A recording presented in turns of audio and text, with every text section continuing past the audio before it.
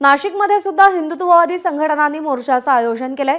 बांगलादेशात हिंदूंवर होत असलेले अत्याचार आणि त्यांचा जो छळ होतोय त्या संदर्भात नाशिकमध्ये मोर्चा काढला गेलाय। नाशिकच्या भालेकर मैदानापासून मोर्चा सुरू झालाय। भाजप आमदार सीमा हिरेंच्या नेतृत्वात या मोर्चाचं आयोजन करण्यात आलंय।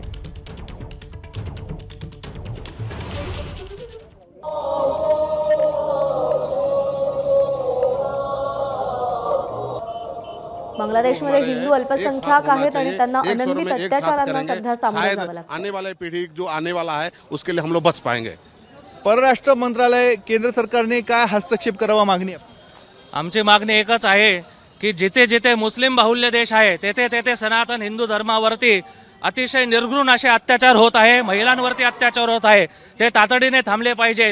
वसुधैव कुटुंबकम सारखा सनातन हिंदू धर्माने जगाला नारा दिलेला आहे, परंतु त्याच हिंदू धर्मावरती असंख्य अशा यातना होत आहेत, तर हे तातडीने थांबले पाहिजे। आणि आमची मागणी एकच आहे की भारतामध्ये जे धर्म फुलले आहेत आणि जे बाहेरून आलेले आक्रांत जे धर्म आहेत त्या बाहेरून आलेल्या धर्मांचा मतदानाचा अधिकार काढून घेतला पाहिजे।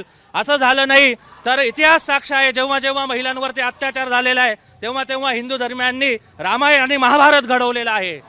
एकूणच आपण बघतोय की साधू महंत देखील आक्रमक झालेले आहेत आणि सर्वांची एकमुखाने मागणी आहे केंद्र सरकारने या संपूर्ण प्रकरणामध्ये हस्तक्षेप करावा आणि हिंदूंवर होणारे अत्याचार हे थांबले जावेत। कॅमेरामन मयूर बारगेसह मुकुल कुलकर्णी, एबीपी माझा, नाशिक। भाजप आमदार सीमा हिरेंच्या नेतृत्वात सध्या मोर्चा सुरू आहे। भालेकर मैदानापासून या मोर्चाला सुरुवात झाली आहे। छत्रपती संभाजीनगरमध्ये देखील मोर्चाचं आयोजन करण्यात आलंय, सभेचं आयोजन करण्यात आलंय आणि नाशिकमध्ये देखील मोर्चा निघालेला आहे।